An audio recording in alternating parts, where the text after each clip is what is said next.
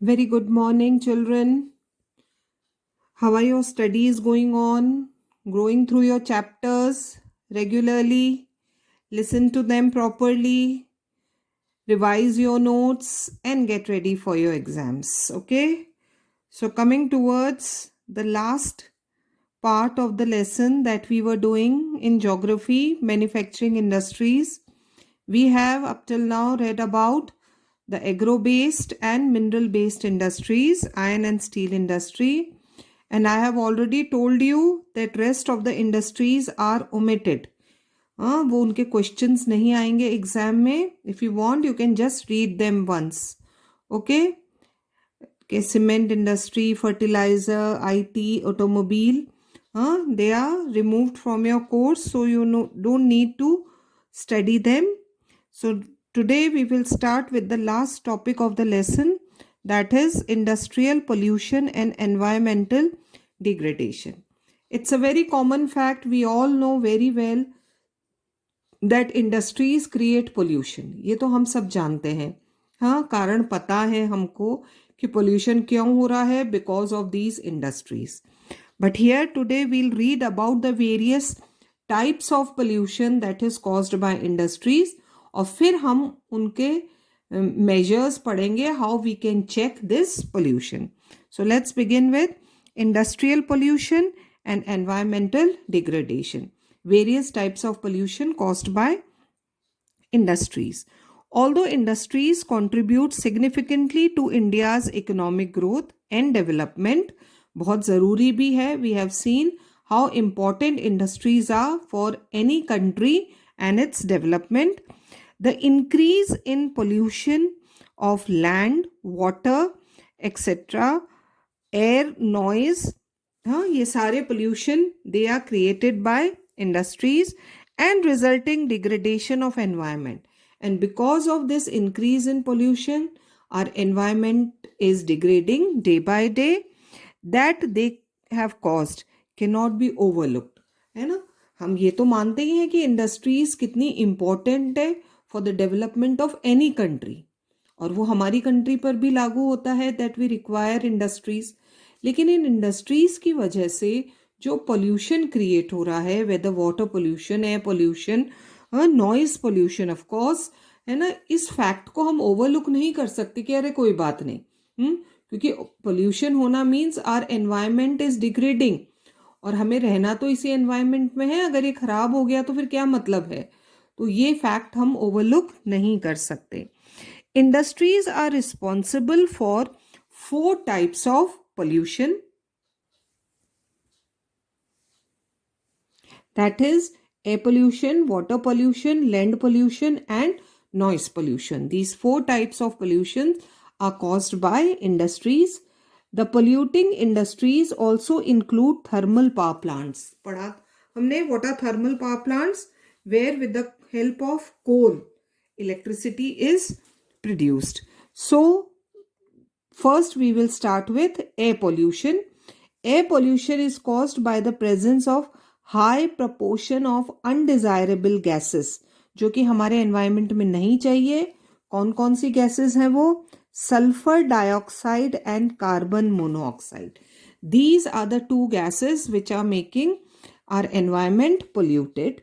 ये large amount में present है. Airborne particulate materials contain both solid and liquid particles. दोनों होते हैं अब उसमें, such as dust, spray mist and smoke. दोनों तरह के particles present हैं एटमॉस्फेयर में which are creating pollution. Smoke is emitted by chemical and paper factories. Brick kilns, ईंट के भट्टे जिन्हें कहते हैं, जहाँ पर bricks को bake किया जाता है. Refineries, various type of refineries, smelting plants, burning of fossil fuels in big and small factories that ignore pollution norms. ये बहुत बड़ी बात है. इंडस्ट्रीज जरूरी हैं, but if they follow pollution norms इतना पोल्यूशन नहीं होगा. But most of our industries, most of our factories, whether they are big और small, they don't take care of these rules and regulations. Pollution norms जो बने हुए हैं, इसलिए pollution है. Toxic gas leak can be very hazardous with long term effects. और आजकल तो न्यूज़ में कितने ऐसे इंसिडेंट एक्सीडेंट्स के बारे में आता है जहां गैस लीक हो गई है इंडस्ट्रीज से, and it had created so much of pollution and harm to human life. Toxic gas leaks can be very hazardous with long-term effects. Have you heard about Bhopal gas tragedy? It took 30 years. हाँ, पहले हुई थी वो, लेकिन उसके after effects अभी भी भोपाल में फील हो रहे हैं. Air pollution adversely affects human health, animals, plants, buildings, and the atmosphere as a whole. And after all, we are living in this atmosphere only. And if it's polluted, हमें ही तो सबसे पहले हार्म करेगा. Second type of pollution is water pollution. Is caused by organic and inorganic industrial waste and affluents discharged into rivers. Most of the industries, most of the industries, उनका सारा liquid waste directly कहाँ जा रहा है? Water bodies में. That is creating water pollution. The main culprits, सबसे ज़्यादा कौन सी industries कर रही हैं? Paper, pulp, chemical, textile and dyeing, petroleum refineries, tanneries जहाँ एनिमल स्किन को साफ किया जाता है, एंड इलेक्ट्रोप्लेटिंग इंडस्ट्रीज, एक मेटल के ऊपर दूसरे मेटल को चढ़ाया जाता है, that is electroplating. So these are the industries जो सबसे ज्यादा वाटर पोल्यूशन क्रिएट करती हैं. दैट लेट आउट, क्या निकलता है देखो इनमें से? Dyes, detergents, acids, salt and heavy metals, small particles of metals like lead and mercury, pesticides, fertilizers, synthetic chemicals with carbon, plastic and rubber. Everything is going into water bodies. Just a long list ना, कितनी सारी चीजें हैं which are directly going into water bodies. और फिर हम उन rivers का water ही हम use कर रहे हैं. तो how harmful it is for us. Fly ash, phosphogypsum, iron and steel slags particles are the major solid waste in India. So this is water pollution and the industries which are causing water pollution. Then comes third is thermal pollution. Sorry. Thermal pollution of water occurs when hot water from factories and thermal plants is drained into rivers and ponds before cooling. This is thermal. Water pollution तो है ही है, जितने भी effluents हैं, गंदगी है industries की, plants की, वो डायरेक्ट वाटर में जा रही है. लेकिन जो गर्म पानी निकल रहा है इंडस्ट्रीज में, हॉट बॉइलिंग वाटर, उसे भी ठंडा करने से पहले डायरेक्टली कहाँ डाला जा रहा है? वाटर बॉडीज में ना. अभी विंटर सीजन चल रहा है, we all are taking bath from hot water, लेकिन can you take bath from that boiling hot water? हाँ, आप भी उसको पहले एक टेम्परेचर पे लाते हो, मीडियम टेम्परेचर पे, and then you can put your finger in it. Just try to put a finger in that hot boiling water. नहीं होगा ना, नहीं होगा, और करना भी मत. ओके, सो हम तो एक फिंगर टिप भी नहीं डाल सकते हैं बॉइलिंग वाटर में. And what are we doing? हमारी इंडस्ट्री से निकलने वाला जितना भी हॉट वाटर है, विदाउट कूलिंग इट, चलो साफ तो कर ही नहीं रहे हैं, लेकिन without cooling it, it is directly been put into water bodies. There is life in water bodies. हमारे रिवर्स, पॉन्ड्स में भी है, एक्वेटिक लाइफ है, फिशेस है, प्लांट्स है. Just imagine how this hot water affects them. तो that is thermal pollution. Waste from nuclear power plants, nuclear and weapon production facilities cause cancer, birth defects and miscarriages.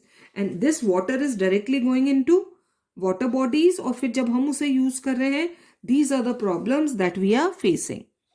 Soil and water pollution are closely related. Dumping of waste, especially glass, harmful chemicals, industrial effluents, packaging, salts and garbage render the soil useless. ये सब चीजें जब हम मिट्टी में भी डाल रहे हैं तो वो सॉइल भी इनफर्टाइल हो रही है. Then you cannot grow on anything on that soil. Rain water percolates to the soil, carrying the pollutants to the ground, and the groundwater also gets contaminated. ये जितनी भी गंदगी सॉइल पर इकट्ठी हो रही है ना, ग्लास, हार्मफुल केमिकल, इंडस्ट्रियल, ये सब हमने लैंड पर डाल दिया. पानी में नहीं डाला. कहाँ डाला? लैंड पर डाला. लैंड पर ओपन पड़ा है वो, रेन कम, बरसात आ रही है, उस गंदगी पे गिर रही है, हो सकता है उसमें कुछ सॉल्यूबल हो, जो उस रेन वाटर के साथ कहाँ जा रहा है, ग्राउंड के अंदर जा रहा है। तो न सिर्फ हमारा सरफेस वाटर पोल्यूट हो रहा है, but even underground water is getting polluted. तो how harmful it is. Fourth type is noise pollution. हाँ, अभी तो हम बचे हुए हैं इस साल नॉइस पोल्यूशन से, because we aren't going to school, तो वहां पर थोड़ा बहुत हम बच रहे हैं, लेकिन उसके अलावा बहुत हार्मफुल होता है नॉइस पोल्यूशन. और industries also make a lot of noise. Noise pollution not only results in irritation and anger. This is the reason, children, why people are becoming so angry nowadays. जल्दी जल्दी गुस्सा आ जाता है, हाँ, irritate हो जाते हैं, परेशान हो जाते हैं, because of the presence of high noise in the atmosphere. It can also cause hearing impairment, है ना, सुनाई नहीं देता properly. Increased heart rates हैं, and blood pressure among other psychological effects. Mind पर भी बहुत इफेक्ट पड़ता है इसका. Unwanted sound is an irritant. जो हम सुनना नहीं चाहते हैं sound, and if again and again it is hitting our ears, we get irritated and a source of stress. इससे हमारा टेंशन बढ़ता है. Industrial and construction activities. अब सबसे ज्यादा नॉइज कहाँ होती है, कंस्ट्रक्शन एक्टिविटीज पर. वहां पर सबसे ज्यादा नॉइज हो रही है. Then machinery, factory equipment, generators, saws and pneumatic drills, electric drills also make a lot of noise. तो ये वो सारी मशीनरी है which is making a lot of noise. और डायरेक्टली जब ये हमारे कानों में आती है continuously, we get irritated. So this is all about various types of pollution: air pollution, water pollution, thermal pollution and noise pollution. तो causes हमने पढ़ लिए. इंडस्ट्रीज भी हमने पढ़ी जो अलग अलग पोल्यूशन क्रिएट कर रही हैं. And now we will read about how to control the environmental degradation. Every, underline करो, देखो इसे क्या रेशो है. Every litre of waste water discharged by a industry pollutes 8 times the quantity of fresh water. 1:8 का ratio. 1 part of polluted water and 8 parts of fresh water gets contaminated. How can the industrial pollution of fresh water be reduced? है ना, एक एक करके हम सबका पढ़ेंगे कैसे कम किया जाता है. First about water pollution. Now here are some suggestions. Minimizing the use of water for processing. है ना, वो टेनरीज और रिफाइनरीज में जो वाटर यूज हो रहा है, by reusing and recycling. Machines don't need fresh water, वो तो रिसाइकल करके हम उसको रीयूज कर सकते हैं. It in 2 or more successive stages. Then rain water harvesting to meet water requirements. Every industry can have rain water harvesting system. They can get their own water ताकि हमारी वाटर बॉडीज पर भी pressure ना आए. And treating hot water, thermal pollution को कम करने के लिए पहले हॉट वाटर को कूल डाउन किया जाए. Treating hot water and effluents before releasing them in rivers and ponds, उसे ठंडा भी किया जाए और क्लीन भी किया जाए. Now treatment of industrial effluents can be done in 3 phases. 3 तरह से वाटर को क्लीन किया जा सकता है. सबसे पहले primary treatment by mechanical means. It involve screening, grinding, flocculation and sedimentation. अलग अलग चीजों के थ्रू बच्चों वाटर को पास किया जाता है. रेत में से, पत्थर में से, स्टोन्स, बिग स्टोन है ना, गर्डर्स, उनमें से निकाला जाता है. तो जो भी पॉल्यूटेंट्स होते हैं वो सब रुकते जाते हैं और वाटर आगे जाता जाता है. लास्ट में सैंड में से, फैब्रिक में से, ताकि वो जितने भी पॉल्यूटेंट्स हैं वो इधर ही रह जाए और क्लीन वाटर आगे जाए. और इस प्रोसेस में वाटर कूल डाउन भी होता जाता है. Secondary treatment by biological process, उसमें कोई मेडिसिन डालकर. And tertiary treatment by biological, chemical and physical process. This involves recycling of waste water. Every industry can do recycling of water ताकि fresh water पर pressure ना आए. Then over drawing of underground water, उसे भी कम करना होगा. Reserves by industry where there is a threat of groundwater resources also needs to be regulated legally. Government needs to make laws about taking out of underground water. Industries तो at least ना निकाले उसको, वो they can recycle and reuse their water. अच्छा, then यहां से आता है एयर पोल्यूशन. ये तो हमने पढ़ा बच्चों, water pollution. This is air pollution. Particulate matter in the air can be reduced by fitting smokestacks to factories with electrostatic precipitators, fabric filters, scrubbers and inertial separators. All the chimneys of the industries जिसके through वो polluted air atmosphere में जा रही है, अगर उन chimneys में separators, filters ये लगा दिए जाएं तो जितना भी सॉलिड वेस्ट है वो चिमनी में ही रह जाएगा और क्लीन एयर बाहर जाएगी. Chimneys can be cleared afterwards ना, तो ये सब उन चिमनीज में लगाया जाए to stop air pollution. Smoke can be reduced by using oil और gas instead of coal in factories. ये भी हो सकता है, स्मोक को कम किया जा सकता है by using oil instead of coal. फिर यहां से आता है noise pollution. Machinery and equipment can be used and generators should be fitted with silencers. Machines के रनिंग में जितनी भी ऊपर ड्रिल्स के नाम हमने पढ़े थे, they make a lot of noise. तो अगर उनमें साइलेंसर्स लगा दिए जाएं तो it can reduce noise pollution. Almost all machinery can be redesigned. Machinery जितनी पुरानी होती जाएगी it will make as much noise. So redesigned and new machinery is needed to increase energy efficiency and reduce noise. Noise absorbing material may be used apart from personal use of earplugs and earphones.